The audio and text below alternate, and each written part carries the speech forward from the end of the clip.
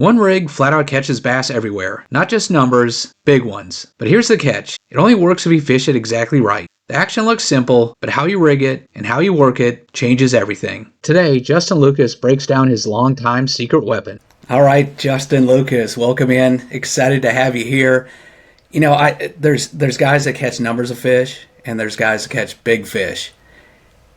And then there's a few of you that catch numbers of big fish. And yeah, I mean, you're a consistent guy, always have been since the beginning, and Angler of the Year on the Bassmaster side for the last 5 years. You're top 10 on the BPT, but you know, you've won on both sides, and heavy hitters in the last few years. You've gotten 2 seconds, which are big bass events. I mean, you catch numbers and big ones, and it sounds like you were kind of one of the pioneers of the Neko rig that most of us are still trying to figure out whether it's Neko or Neko, and you've got them dialed. So we actually call it, if you really want to know what we call it the dick rig. But we call it the dick rig because the guy that we learned it from, his name was Hideki, and he's a Japanese lure creator. He actually owns a company, Tekel, if you've heard of Tekel. Yeah. So yeah, we learned it from Hideki. We called it the dick rig. Out west anyway, 20 years ago, because he was coming over from Japan and smoking us in California out of the back of the boat, you know, and everybody caught on pretty quickly then. But yeah, go ahead. I wasn't trying to interrupt you or anything, but figured I'd throw that in there. So I still do call it a Neko rig. It's probably a little more correct, but the name that we had was because of his name is what I called that. Yeah, that's awesome. So it sounds like, you know, I would have said I thought it was kind of a modern invention, you know, just the last few years. But it sounds like you've been throwing this thing for a long time and keep it under the radar. Yeah, I mean, we could just get right into it now. But yeah, I've been throwing it for 20 years. I'm 39 now, so when I was 19 years old, about is what would that be? 24, 2004, somewhere in there. 2004, 2005, 2006. Man, it might be even 20 years. It's crazy to think. It's gone by so fast. But I started fishing as a co-angler in 2006. And that's when Hideki was coming over. Back then, you know, the only thing that was out, the Senko had just come out. And he's putting this nail weight in this Senko. And it didn't matter if he went to Clear Lake or the Delta or Lake Oroville or Shasta. He was just absolutely crushing everybody in the back of their boats. And me fishing as a co-angler, you know, I start hearing through the grapevine, oh yeah, I drew this guy and don't know how to pronounce his name. He doesn't really speak good English, but he's kicking our butt, you know, rigging this Senko like this. So that's when I started throwing it, you know, and then of course, got better with it over the next few years. Started fishing out east in 2010. That was my first year. Cody Meyer and I started traveling out here fishing. And Cody was, and still is, amazing with the Neko rig. He's one of the best. Brent Ayler too. But we all kind of started taking that, you know, from out west out here. And I got my butt kicked my first year on tour. There's no two ways about that. But once I started finding my groove and started figuring out, you know, okay, this is kind of what I need to do. This is the type of fisherman I am, and just getting into that groove and, you know, finding my way. I learned how effective this technique could be for me, you know, showing up out west on all these places I've never fished before, but realizing that it catches fish in every single state I've ever been to. So Cody and I used it for years to get checks and have good tournaments. And really, I feel like when social media really started taking off, like 10 years ago, 2015, 16, 17, you know, that's when you started seeing some videos and people talking about it and all that kind of stuff. And, you know, it still is a very powerful technique. It still works really, really well, but I would not, you know, it's like anything else. When you're showing them something they've never seen, it's a much bigger deal. And even Michael Bennett, who, that's a name that a lot of people, you know, might not know, but Michael was an incredible fisherman from Northern California. He won Smith Lake and the Forest Wood Cup on Lake Murray. So he won a FLW Tour and Lake Murray in the same year, 2008. He won Smith Lake. He told everybody he was throwing a weightless Senko, but he was actually throwing a Neko rig. So there was a few guys from out west that were really starting to put this thing to use in the late 2000s, and then here we are today, 2005. Sure. So if somebody was to say to you that, well, I throw a wacky rig, I've got a drop shot and Ned rig, and it's just the latest trend. I don't need to pick up the Neko as well. What would you say to them? I would say that they're missing out. I mean, I hate talking it up so much, but when you asked me for a topic, I felt like I needed to talk about something that, I have a lot of confidence in, something that I've got a lot of fish on, and I've got a lot of big fish and a lot of numbers. So I would just definitely say, if you aren't throwing a Neko rig, you're missing out. And it doesn't matter if you live in Louisiana or Texas or New York or even Florida. It literally will catch a bass in any state, any conditions. It doesn't matter. It has its time and place. So, and the unique thing about it that I really like about it, Tom, is it's one of those things you can keep in your hands and go down the bank, and it doesn't matter if you come up to a dock or even a laydown if you've got a weedless hook. But dock, rock, just the bank in front of you, whatever it is, it's one of those things that you can just keep in your hands and throw, because you can skip it, you can cast it, and it's not like a drop shot around docks. You're only ever going to be able to hit the edges of it, or maybe pitch it in the boat slip. But it's really hard to cast a drop shot super accurately around docks, where with the Neko rig, I can do that. I can cast it really accurately, get it into the darkest part of the docks, and I don't have to wait for a bait to fall that has no weight. So a weightless bait's going to take a lot more time. You're going to be a lot slower. Now, don't get me wrong, there's times when a weightless bait will outperform it, but majority of the time, I feel like if you continue to cover water and you're skipping it under as many docks and, casting it out in front of you, and just working the bank, I just feel like you're going to get more bites covering water with a bait that has weight on it versus one that doesn't. There's a very small window there, pretty much in the spring when the fish get,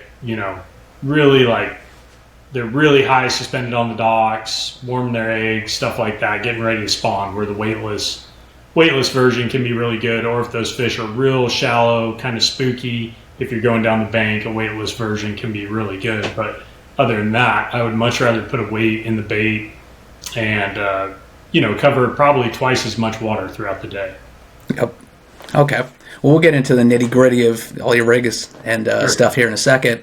I guess starting off though, so when you go to a new lake now, is it like, well, I'm going to try the bladed jig and the square bills and all that other stuff, and I'm going to flip, and this is if I find a couple bites, I'm going to slow down and use it? Or this is your search bait, find them, catch them, kind of your go-to, the first option you're looking for?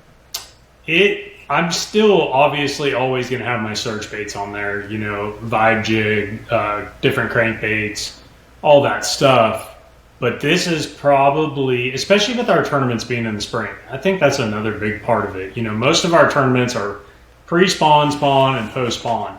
And that's when this thing seems to shine the best, is, when those fish are up around the bank like that. So I would say I have as much confidence in a Neko rig as anything else. And if I have a tournament in the springtime, there is a 100% chance guarantee that it's going to be tied on and ready to go on the deck of my boat, especially like at the start of practice.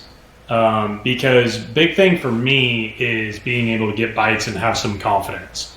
When you get bites and you get confidence, it allows you to pick up other baits and kind of take some chances and stuff like that. So there's a lot of times where I do start my practice off with a Neko rig, drop shot as well. I don't want to take anything away from drop shot because I always have that tied on as well. But There's a lot of times in practice I start with a Neko rig and just try and figure out a basic pattern with that. Are they on points? Are they in cuts? Are they on docks? Or whatever it is? Are they on rock walls?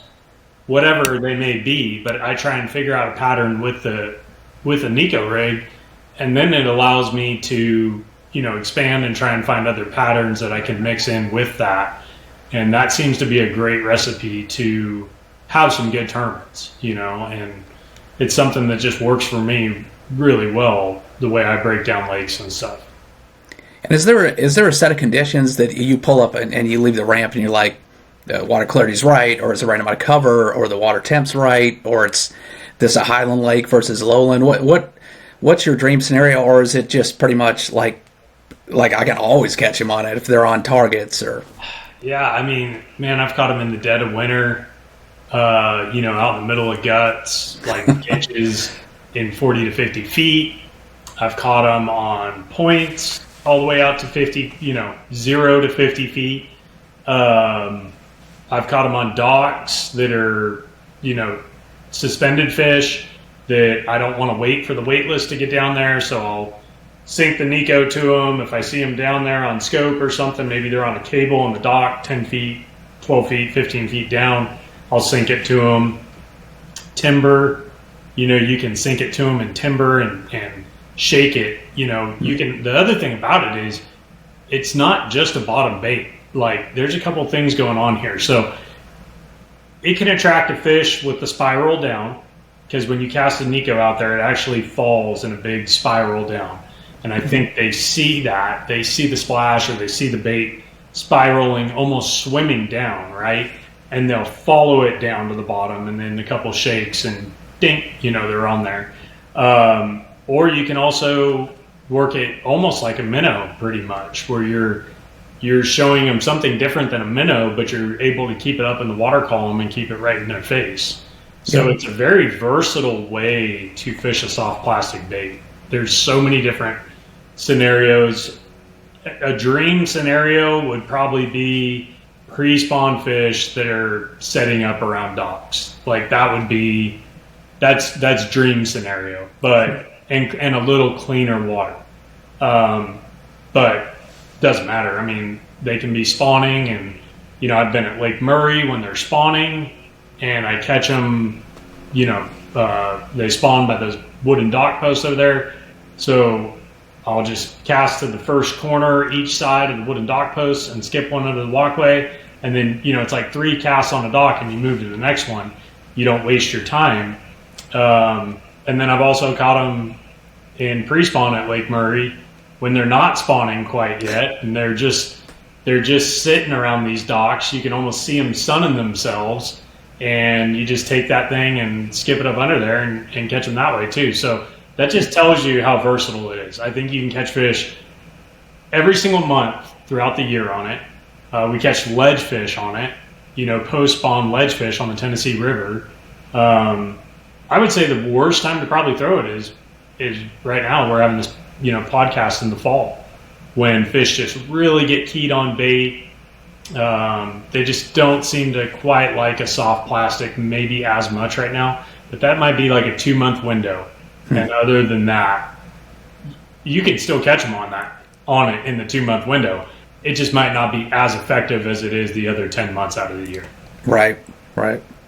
Well, this is more so than a lot of other techniques. A Texas rig or Carolina rig's pretty straightforward. A number of guys do it, and obviously you've been playing around with this for a long time. So let's dive into the actual nitty-gritty of the bait itself and how exactly you rig it and stuff, and then we'll talk a little more on the how you fish it, and like you said, you're shaking above them, all that good stuff. But let's dive into your rig here, and you want to walk us through the worm and the hook and the weight and all that good stuff? Yeah, sure. So there's a few different baits that I throw. Number one, just like we talked about the old Senko there, but this is a Berkley MaxScent General.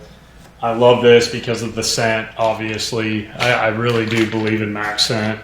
I believe in scent in general, and I really love being sponsored by Berkley and not having to deal with the fact that I don't have to put scent on anything, because we have scent on everything already. This is the one I used on ledges. This is just a fatty bottom hopper. So General, fatty bottom hopper, and then probably like if I could only have one, which is, this is all the craze right now, but that's a Magnum Hit Worm.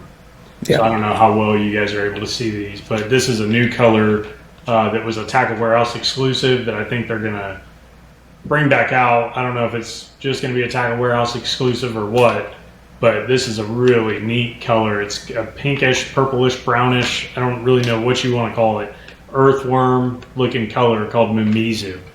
And man, I absolutely crushed them out here on Lake Guntersville with this color. But I'll show you guys what it looks like when I've got it rigged. So it's pretty simple. Weight is in the head. I use a 1/16 ounce weight, I would say 90% of the time. Like that is just my go-to size, is a 1/16 ounce tungsten nail weight. I've used all different kinds of keepers and everything, and I still just, I love the O-ring. In practice and stuff, G-Crack makes that Neko hack, and it's really cool. It's great for practice, but the O-ring just seems to do the best job at, just holding on to the bait when you're skipping around docks and skipping around the bank, all that kind of stuff. So I do like the O-ring. I can't remember. I get these from a supply store, like a plumbing supply store. There's a little hack for you guys, and you get like 100 for $2.50 or something, like $2.50, not $250. So you can buy a lot of O-rings for really cheap. Cannot remember the name of the place. I bought so many a few years ago. Haven't had to buy them in a while. But anyway, that's it. It's really simple. It is best, whatever brand bait you want to throw, it does absolutely works best on a straight tail worm. It doesn't matter, what brand you're throwing, but a straight tail worm is really the deal. And then the other part of this that's really important is where I have the actual O-ring. You can see the length of that bait. I would say it's about 2/3 up towards the head, or, a third down from the head. You don't want it right in the middle. You're going to have too wide of a spiral on the fall. And I think that this has been the best way I've found to fish it, is putting that O-ring or whatever keeper you're using for your hook, putting it a little more towards the head than center of the bait, if that makes sense. Yep. So I'll also show you just real quick too, while we're on that, is, this is a hook I've got tied on right now. This is just a weedless hook. It's a number 1, maybe a 1/0. But another really important thing that I see people do wrong is rigging it with the point of the hook towards the head. You always want to make sure that you have the point of the hook towards the tail, so that when the bait falls and sits on the bottom and you start shaking it, your hook point is pointed straight up at the fish. They always seem to, in my mind, they seem to come from behind and suck it up like that. And this gives you the best chance at hooking them in the roof of the mouth where you want to hook them, not the side or the bottom of the lip or something like that. So that, to me, is perfectly rigged, ready to go right there. And I'll show you, too, the weights that I throw, because I think this is really important. There's a lot of weights out there that stick out of the worm, like a mushroom-style head and everything, and those are great if you're not skipping your bait at all. But if you have any plans to skip your bait under any type of cover, you get way less distance and everything out of a skip than you do with the weight that's actually in the head. So I try to always use a weight that's in the head if I know I'm going to be around the bank at all. If I'm going to be off the bank in deeper water, you could use, whatever kind of weight that may stick externally out of the head of the worm. And that's the weight I throw right there. They call them like a pagoda style. I don't know if you can see that or not. Mm-hmm. Yep. Right there. But those little barbs on it do it. Well, it's really sharp on the point. We actually put these on the end of Nerf guns one time and shot it at my brother. Not a good idea. But they're pretty sharp, dude. But anyway, these little ridges right there do a really good job. Those little barbs do a great job of staying inside the worm, and you're still going to skip it out eventually if you're skipping. But I don't like messing with super glue and everything. It's just really messy, and I seem to always be on the go trying to, rig quick and all that. And those just seem to be the best for me as far as just grab them, put them in, no glue. And when you skip one out, you've probably worn that worm out enough that you need another one anyway. So, some guys I've heard they like it out, and they want the ticking on the rocks, and you're putting it in there. And then you mentioned the tungsten too versus the lead. Is that just to keep it thinner, or what do you go with? I think lead is fine, but it's gonna be bigger in the bait. You're not gonna get that sharp point. That sharp point makes it easier to just get it perfectly straight in the bait every time. So I'm not against lead, but a 16th ounce lead is probably twice the size of that thing, so there's a lot of baits that it might be too big for. So I just continue to use those 1/16 ounce pagoda weights. I have some that are a little bit smaller. If I know they're really suspended and I'm just really trying not to use weightless, I'll go to those smaller ones. And then on those bigger worms, like I showed you that fatty bottom hopper or something, I'm going to go up to even like an 1/8 ounce or just under an 1/8 or somewhere in there, a lot bigger style weight than that 1/16. So it definitely depends on the size of the worm, how heavy of a weight you want to use. But the majority of the time, I'd say I'm using a 5 or 6 inch, or this guy right here, the Magnum Hit Worms, they say it's 7 inch, but to me, it feels not quite like a 7-inch worm. It's more like, to me, like a 6-inch worm. And it just works really, that 1/16 just works really well in that 5 or 6 inch range. And are you ever, that's the Magnum Hit Worm, I believe, right? You said? Yeah, I've got the little ones too.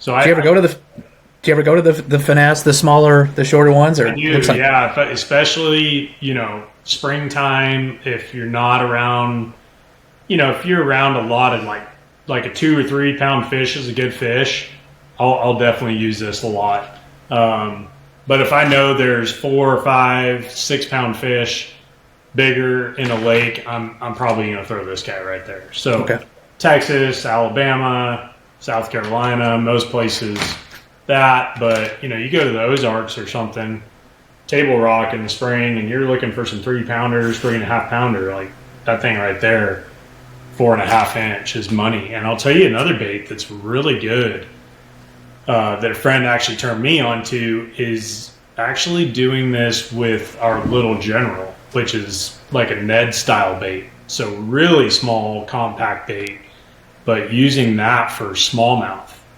and basically showing them a Ned rig in a Neko rig's always going to be a little more weedless than a Ned rig. And just, a different fall, a different little action on the bottom. And I've had some really good days at a couple places up north. Won't say where, but some really good days throwing the little General, actually on a Neko rig, and not many people are talking about that. That one, when a friend showed, a very well-known angler is the friend I'm speaking of. I'm not going to say his name, but when he told me about that, I was like, that's really interesting. It was during a tournament. I was like, I'm going to try that tomorrow. And we were at a smallmouth place, and the next day I caught fish on it. I'm like, oh, okay, I can get used to this now. Because these other baits, a lot of times, are always too big for smallmouth. Even a 4.5, the smallmouth really seem to like that tiny stuff. And I never had a lot of success Neko rigging for them because of that. But now, having that little General in the arsenal is definitely a cool deal.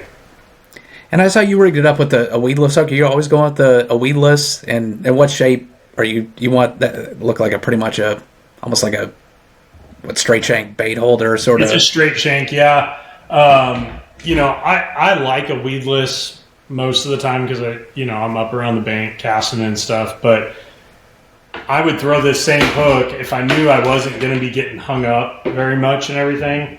I would just take another, this straight shank hook and you could cut the weed guard off, and that would be fine too. But I definitely think the longer shank is going to help you hook and land more fish. The little shorter drop shot style hooks, they're fine, but man, I'm talking really like, stat numbers here.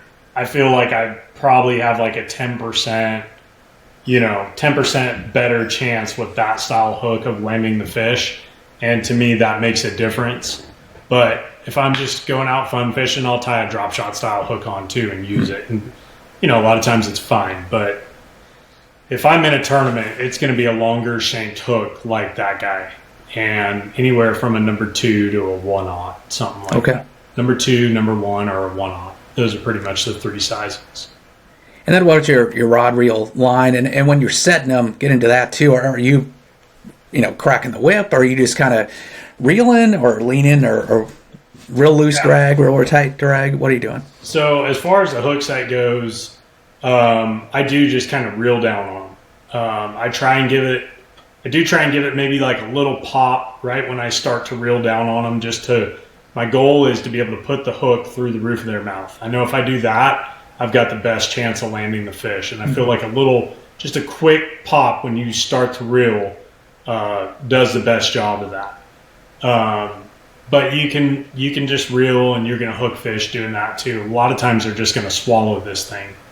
To be honest, if you've ever thrown it, they just swallow it. And if you let them have it for more than a couple seconds, they've got it in their crusher. So I keep a long pair of pliers in the boat.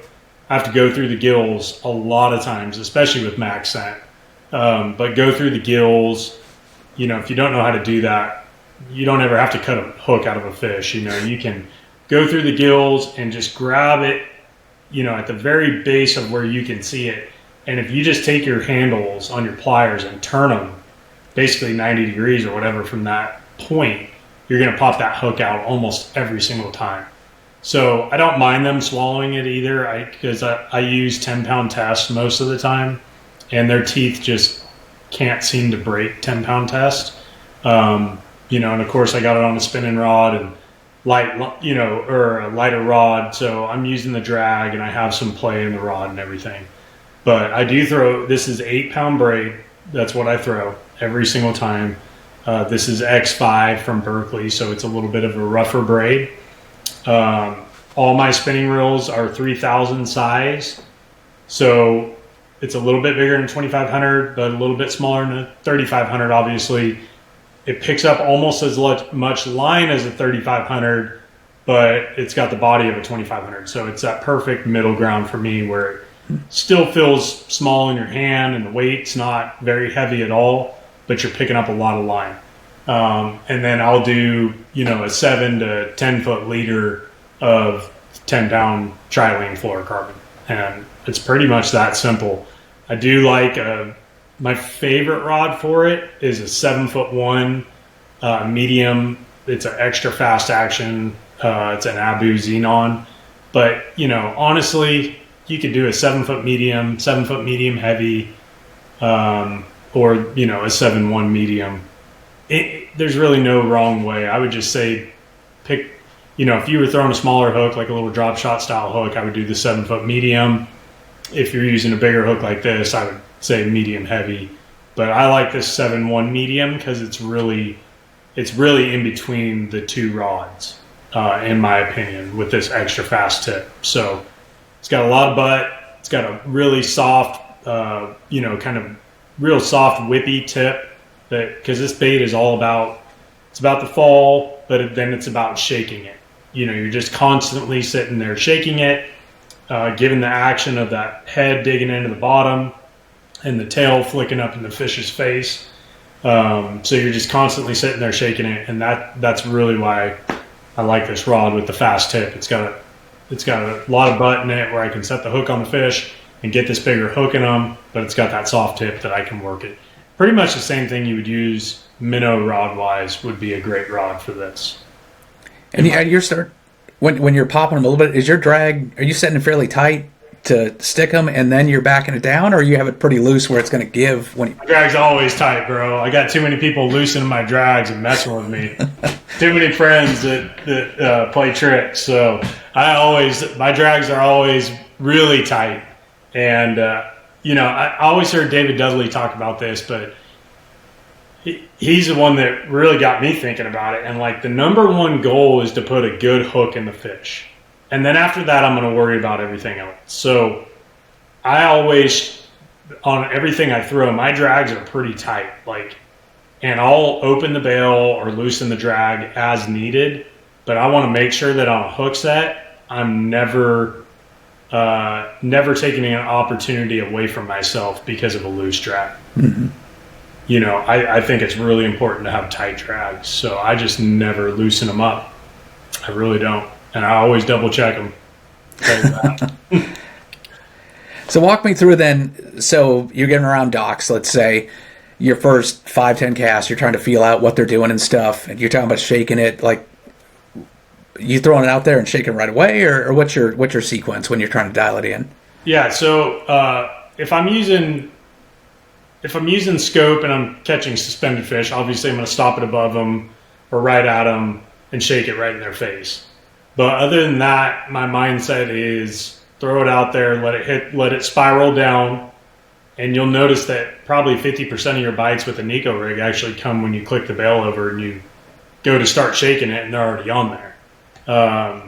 And it's total, when you're throwing it out there, are you putting a ton of slack in there, or is it kind of a controlled where you're falling it down? Definitely slack. I want a nice straight, I want to fall straight down from where I'm at. I don't want it pendulum them or like a pendulum back to the boat. So I say straight down, it's going to spiral down, but it's going to be in that zone where I cast it. And I'm going to throw it out there, skip it out there, whatever. Slack line, I'm going to open the bail a little bit or leave it open after the cast and give it a little slack. So I'm never pulling it towards me, middle water column anywhere.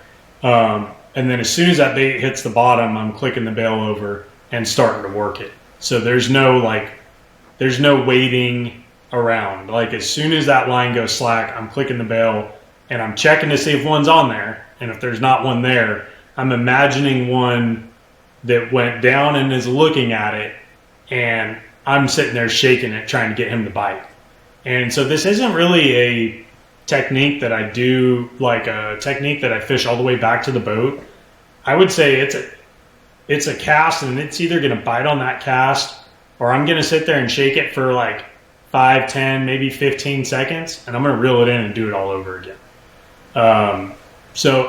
If I knew there was a place, like maybe in the dead of winter when the fish are pretty lethargic, and we talked about them being in the middle of a ditch or something, and they're really laying their bodies right on the bottom, and I know they're throughout the ditch. If I cast 100 feet and I bring it 40 feet back to the boat or 60 feet back to the boat, that whole zone has potential to get bit.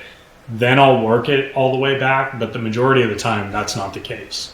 Majority of the time, it's a pretty small window where I'm going to work it for 5, 10, 15 seconds, and if there's not one there, I'm burning it in. That's the point of the faster reel, and making another cast and just doing that all over again. Yep. And it's, when you say working it, you're shaking it literally in place where it's making that kind of C shape, or you're kind of inching it forward very, very slowly. Yeah, I'm trying to inch it forward, but also keep the head on the bottom. Okay. I think that's really important too. I think you don't want to be shaking it so much that you're bringing your worm up off the bottom and letting it fall back down. Like I'm really trying to just shake it and keep it on the bottom and coming towards me inch by inch, basically, is a good way to look at it. And so a lot of times, I'm only going to work it maybe 5, 6, 7 feet, distance wise before I bring it in. So, but it's just because so many bites come on that initial fall or within the first few seconds of shaking it. So it's a more of an efficient way to fish it, is my mindset. And if you're on a boat dock and there's 3 poles in a row there, would you let it down to the first one, swim up to the top, let it fall on the second one, or you think it's better just throw it to the back one, let it fall, work it a couple of feet, reel in, cast to the next pole, and let it fall again? Do you ever like lift drop it on the way back and let it fall again? No, I wouldn't do that. It just depends on the situation, because there's sometimes you might get in a pocket of docks or something and you do want to hit every single little post. But a lot of times, I mean, to be honest with you, there's a lot of times there's a lot of posts that I pass up. Like, I don't feel like it's worth my time. I like the corners, of course, and I love the walkways. So there's, to me, I'm normally making 4 or 5 casts on a dock unless I really know it's a special dock, or I know there's a lot of fish in the area and I need to really slow down and pick every single post apart. I'm hitting the corners and, in the spring, maybe under the walkway. But if it's pre-spawn or post-spawn, I'm probably just hitting corners. And then, Okay. In practice, you'll dial it into, hey, they're on the front corners or they're on the backs. And then, if something looks really good on a back and they're all on the front, you might make a cast to the back. But generally speaking, they're kind of on one or the other, Right. and you just focus on those. So if you talked about ones on scope, if you see them and shaking it above them, are you playing cat and mouse where you're trying to keep it above them for a long time? Or are you trying to get them to fall up and then get them to fall to the bottom? Or how's that play out? It just depends on the mood of the fish, I'm not going to sit there and waste a ton of time on one, I'll tell you that. So I would say majority of the time, if I see one out there and I'm actually scoping it, if it's close, if it's a fish that's close enough to the bottom, I'll just let the fish follow it down. But if it's suspended enough where I feel like it could lose the bait if I let it drop past it, I'm going to keep it above it, if that makes sense. So if that fish is under, I would say 15, 12, 10 to 15 feet, somewhere in there, if it's under that depth to the bottom, I'm going to let that bait probably go to the bottom and let the fish follow it down. But if it's out there in no man's land, 30, 40 feet, 25 feet, sometimes whatever, and they're really high suspended, that tells me that fish, if they're really high up and they're out there over deep water, they probably don't want to go down 25 or 30 feet. So that's when I'm going to try and keep it more above their heads. Okay. And especially like if something's in a crown of a tree or a cedar tree on Table Rock or something like that, they're probably going to want to come up. That stuff could be over 60 feet of water or whatever, So, yeah, you're going to keep it in that little zone. The only ones that I've ever really seen like go really chase it is spots. I've had spots that'll go. You'll see them in 15 feet, and it could be 50 feet, and you drop it all the way to 50 feet, and those crazy little suckers, dude, will go all the way down to 50 feet and eat, and you're like, damn, y'all are crazy, But those are spots, and I would say, smallmouth maybe on the St. Lawrence River, but generally too, this is also cleaner water where they can, when you throw it out there and you do that, and you let it go all the way to the bottom, they got an eye on that bait as it's going down, and it doesn't get lost from them. If it gets lost from them, if the water's dirtier or has any color to it, they're not going to find the bait. So you're at a lost cause then. You're wasting your time. And what about, say it's a time you're not scoping, the scope's off, and you're going down more straight banks. Is this something that, I'm assuming, it sounds like it's deadly when you put it on dock posts and targets.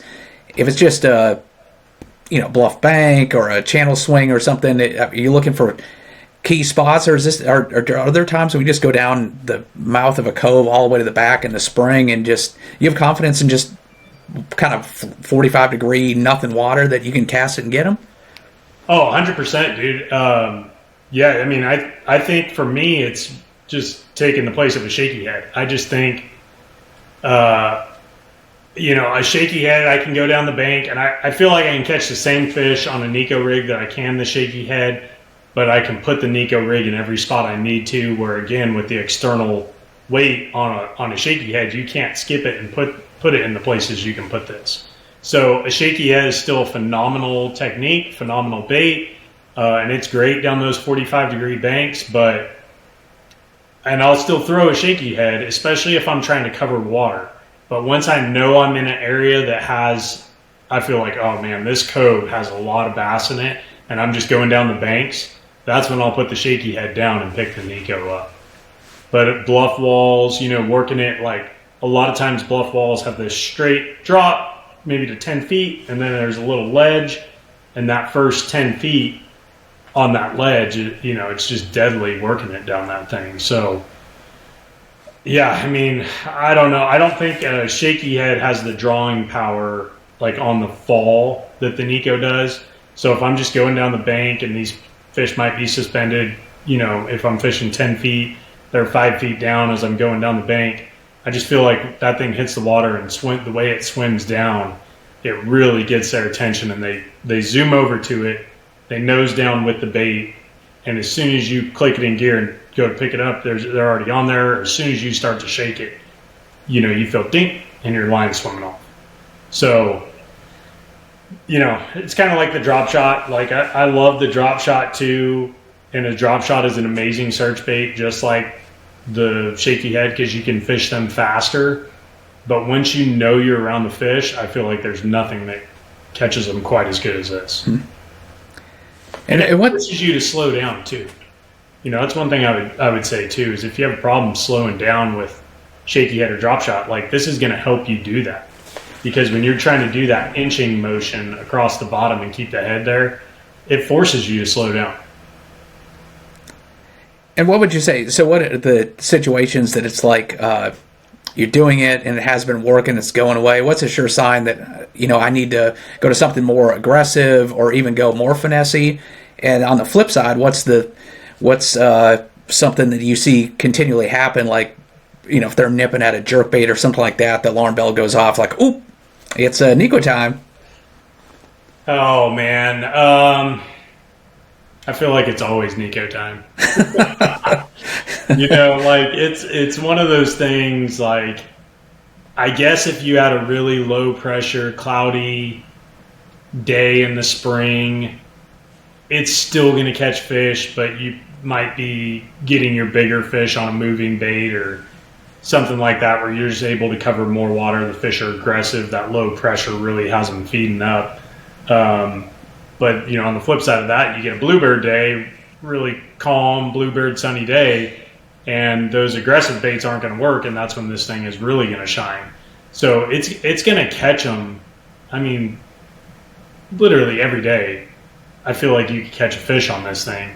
But, there's just certain times you might be going down a spot and you're like, gosh, I got to put the Neko down and throw a swim bait right here for a minute.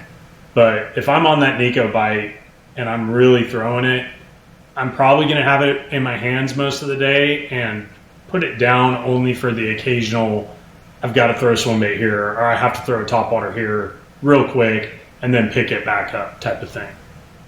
I throw this a lot, man. I can't even begin to tell you how many bass I would love to know how many bass I've caught.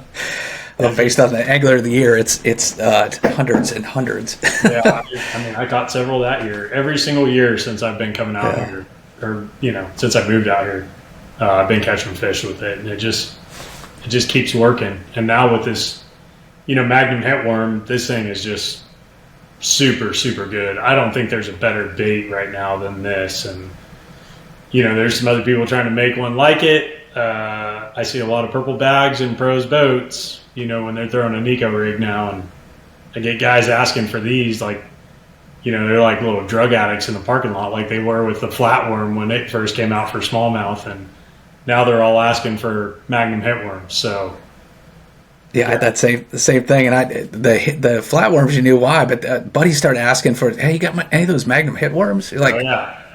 What do you need those for? And I just whatever they would tell you. Exactly. Now I know.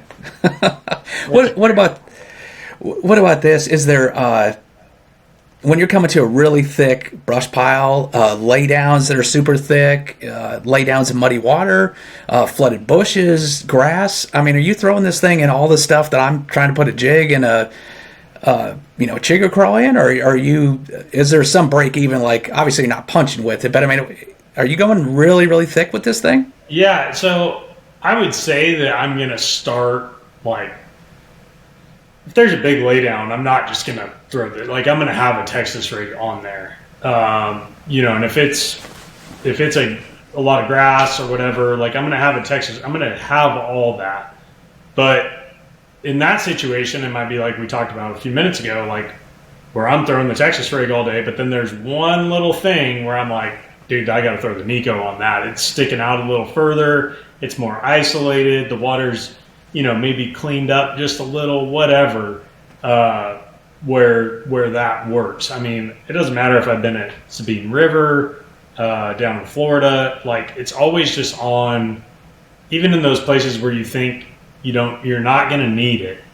It's on because it might only take one or two casts. And, like I told you, I mean, I've won several Big Bass of the Day awards throughout the years with this. Like I caught the biggest fish I've ever caught at Smith Lake. It was a 6.5 pounder, which is a giant at Smith Lake yeah. on a Neko rig, so I mean, it can catch big ones, but I'm not going to force it to the point, like if the cover's telling me, hey, this isn't the deal right now, I'm going to put it down, but I'm going to have it tied on and ready to go for any situation. Right. And around grass, do you like it around hydrilla and milfoil and stuff? Or Love it on the edge of that stuff. Okay. Yeah. Love it on the edge. If you find fish on the edge of grass, it's absolutely deadly on that. Because, a lot of times if you find them on the edge of grass, they get grouped up in small little spots.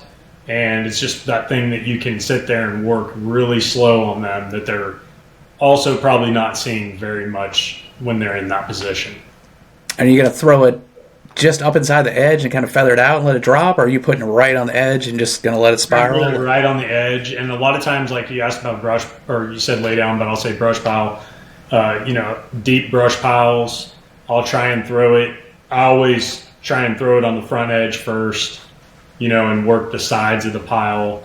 And with this weedless hook, at that point, if I have to go in the pile, if I'm not getting bit on the front edge or the sides, I'll try and go in there and work it through the brush pile too. Because I've had it a lot of times where working it up a limb, and you kind of get it hung on a limb, and you're just, those fish are in that pile, and I'll sit there and shake it, and all of a sudden your line loads up, and they're there. But I'll also go up to, even 12-pound tests at that point too, if I'm throwing it around some of that bigger cover like that, dirtier water, anything, you can absolutely get by with 12. I started throwing a lot more 12-pound on my spinning rods in the last few years. After I lost a monster at Sam Rayburn a few years ago on a drop shot on 10-pound. Fought the thing for like 2 minutes, it broke me off. It was I've caught a 13 and a couple close to 12, and it was a monster.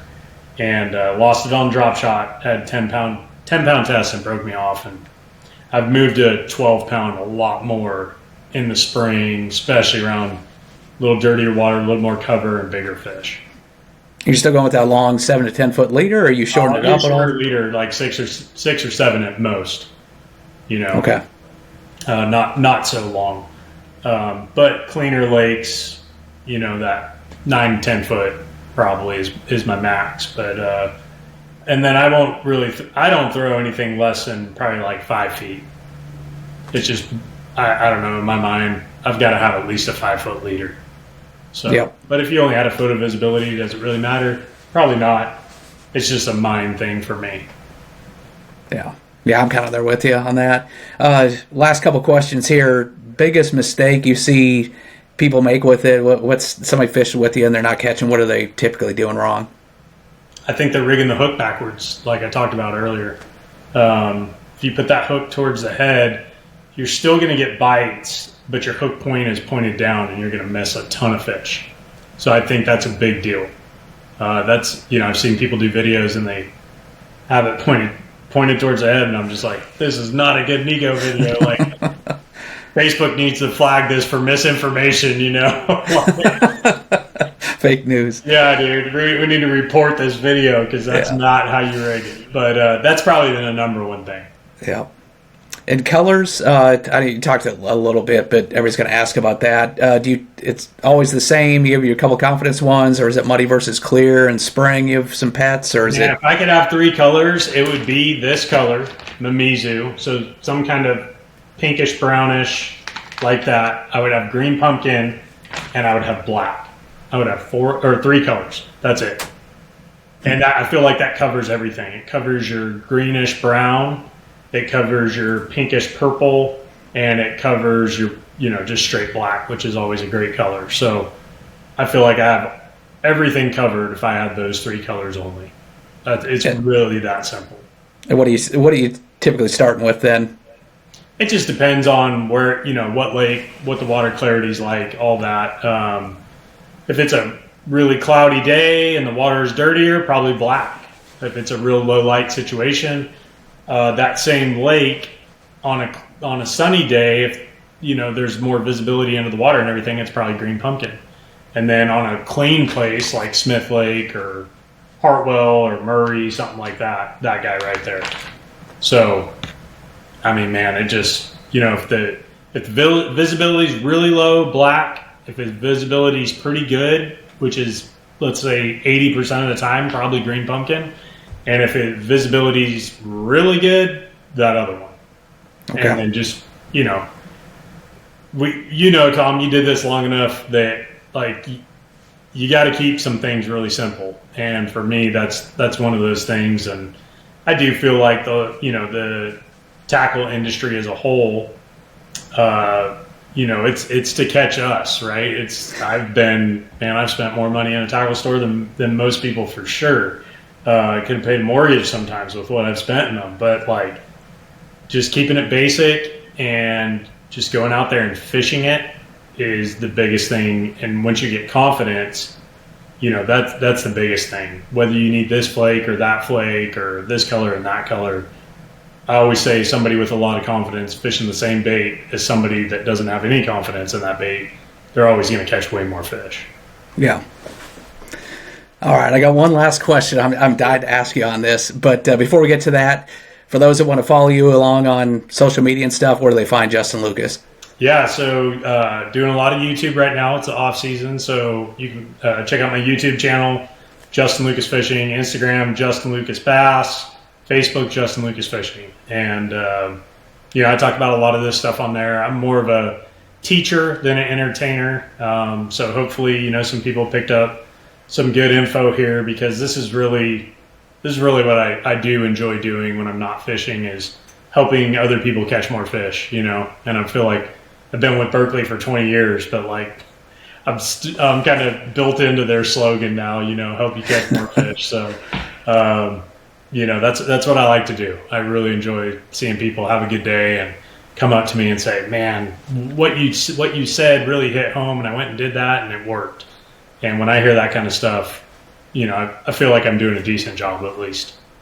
Yeah, your social is fantastic. I love watching. You're on Gunnersville all the time, so you're always drilling big ones. And not a bad place to be, man. Yeah, I'm jonesing to get out every time I'm watching. But burning question I have, as long as you've done this, and you don't have to name names, but surely, as deadly as this is, and you had it early on, is there a time or two that sticks out that where you went behind other top pros and they were just struggling and grinding, and all of a sudden it's like you were on a untapped fishery and just blasted a big one right behind them, or just left and right started catching them?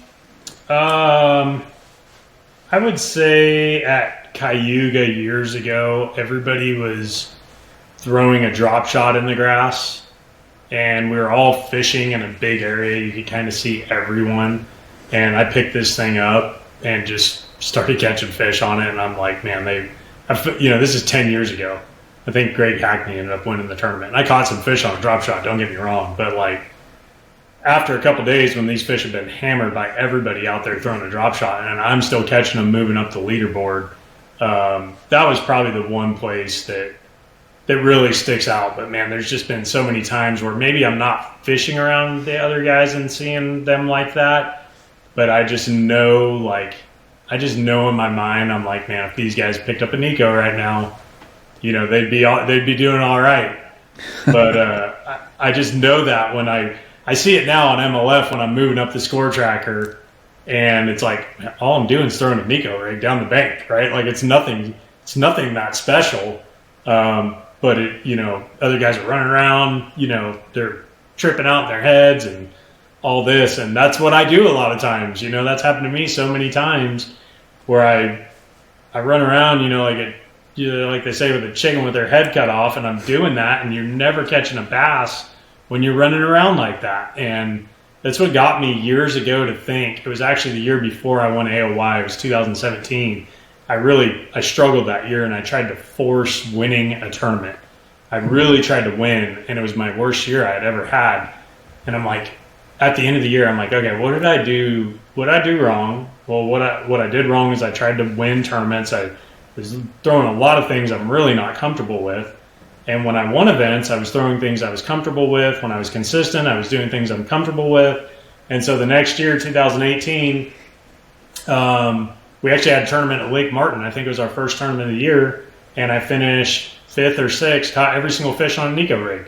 And I just told myself, like, at the beginning of that year, just go back to, like I told you again, I start practice a lot of times with this to just get the confidence and, like, get the momentum going my way that week. And when that happens, everything, those other fish and catching one on a swim bait here and there, those things will fall into place. But fishing with confidence is the biggest thing. So after that 2017 year, I'm just like, man, I love throwing soft plastics. It's what I've pretty much built my career on. And so I always try and find that bite first and then mix in the other stuff as I can. Well, that's pretty awesome. Anybody that listened to this doesn't have confidence in it. It had thrown it before. I think they should now. It's fantastic stuff, Justin. Tag me on Instagram when you catch one on it. I definitely will. Well, appreciate you coming in, sharing all your secrets, and keep on catching them, man. Much appreciated. Thank you, Tom. Appreciate you having me, dude.